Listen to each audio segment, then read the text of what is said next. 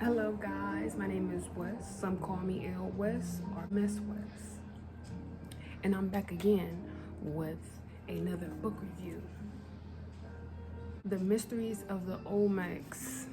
I got this sheet over here to help me pronounce certain words and the definition of the words. So yeah, I might stop in between little sections of the book, but we're gonna get through it. So basically, I highlight everything that stands out to me in these books and then I read them. I don't know if you guys read this book already, but hopefully you didn't.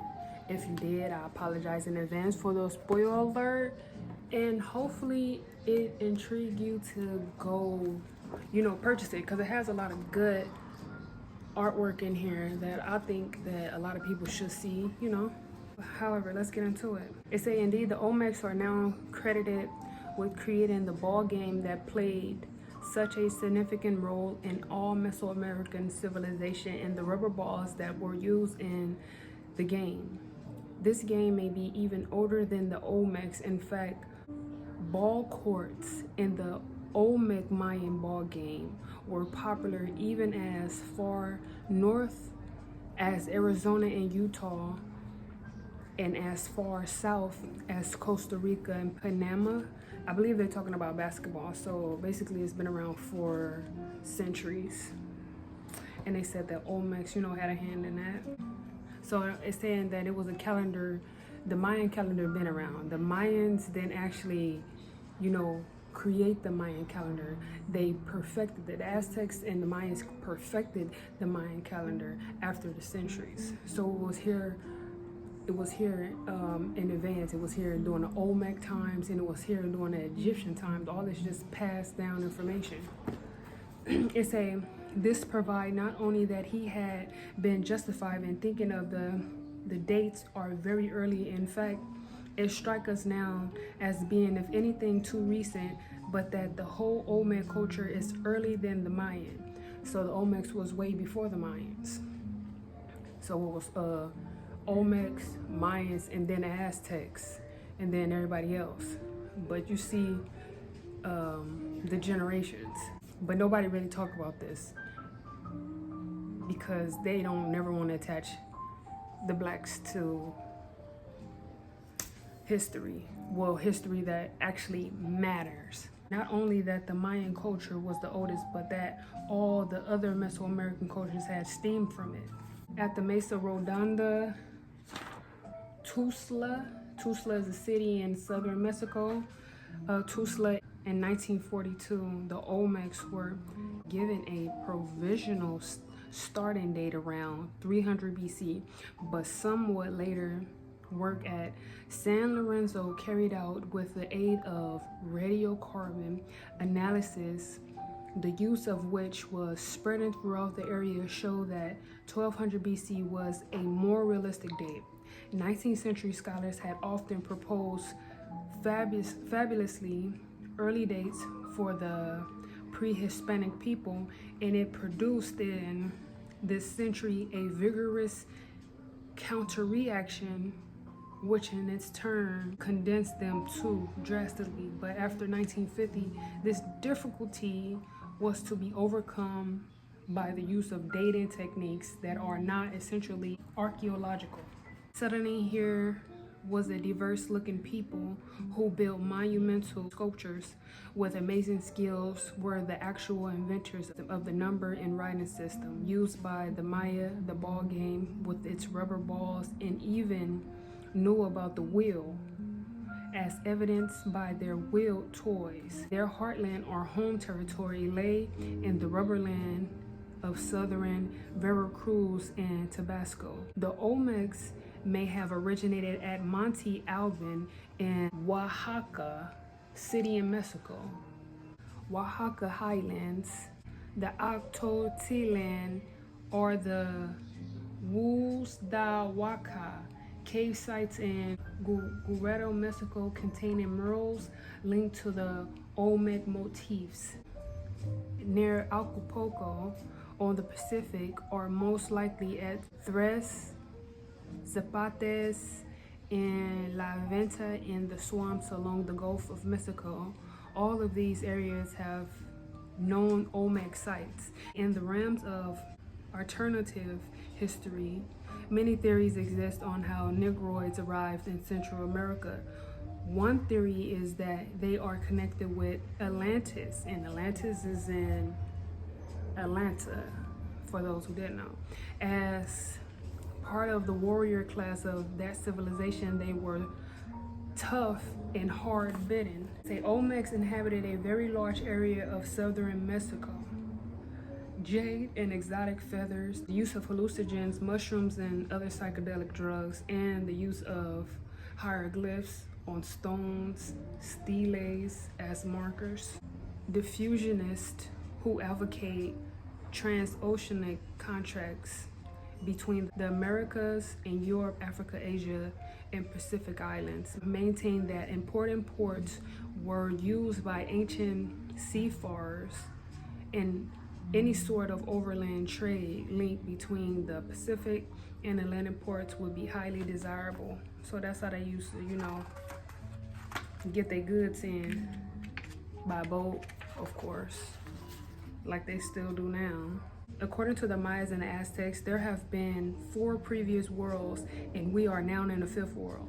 Our current 5th world is to be destroyed as well, presumably by water. But they said it was already destroyed by water. They said this world's supposed to be destroyed by fire. Or is this world supposed to be destroyed by water and the next one's supposed to be destroyed by fire? Who knows? Who knows? Who knows? We can be the prediction of the Bible before it was destroyed by water. So yeah. Who knows? The animals were the first world, the clay men were the second world, and some say at the end of the Mayan calendar in the year 2012.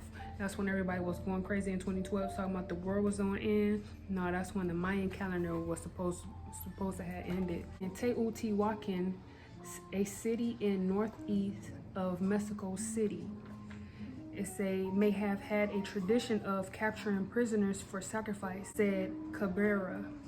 Ancient Mexican civilization like the Aztecs sacrificed humans by cutting their hearts out. Little was known about the race that inhabited the Teotihuacan or what language they spoke. The site Mexico,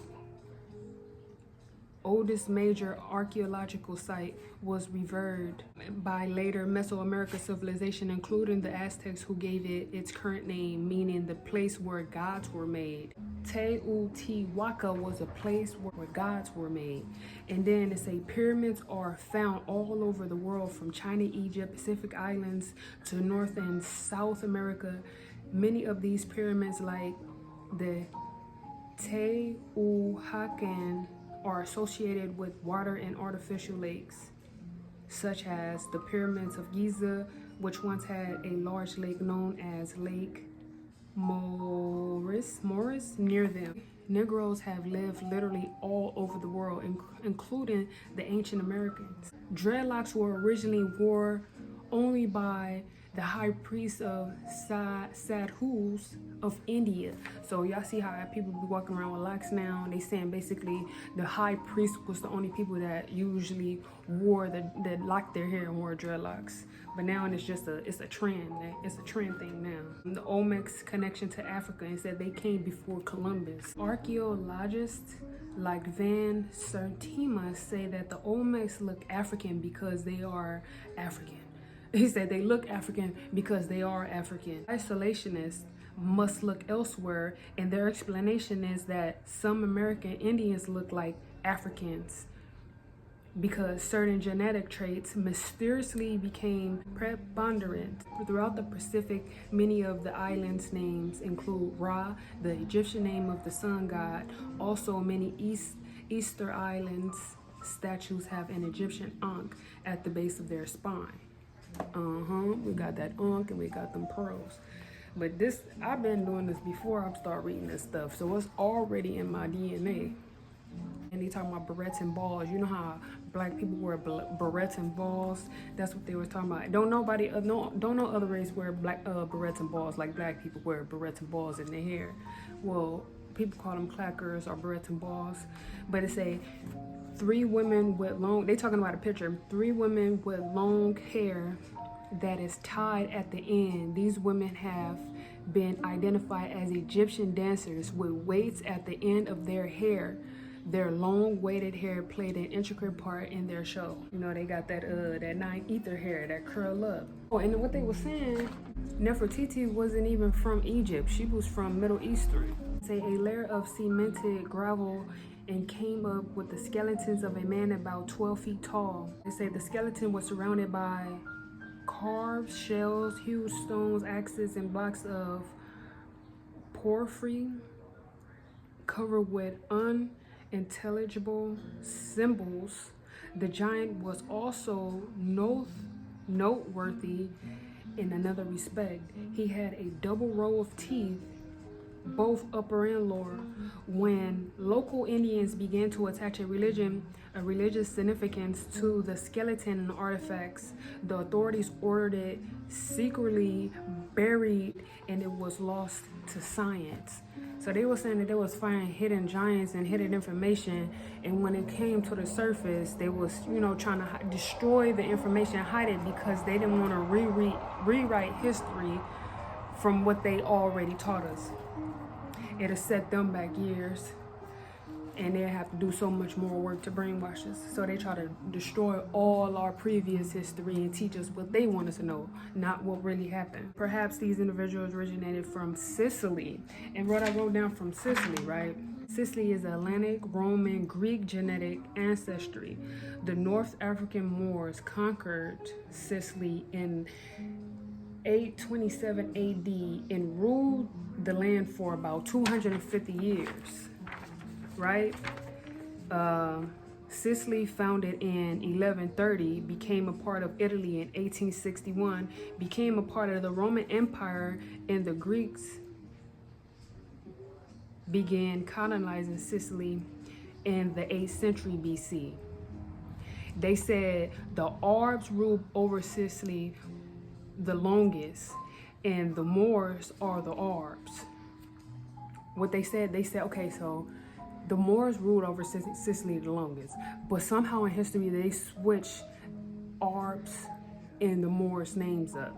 So it made it seem like it wasn't black people, it was somebody else that ruled over them for the longest time. But if you put 2 to 2 together, you'll know what's going on. They say once the Arabs invaded Sicily, they started having babies with the Spanish people, and their descendants became the Moors. That's bullshit.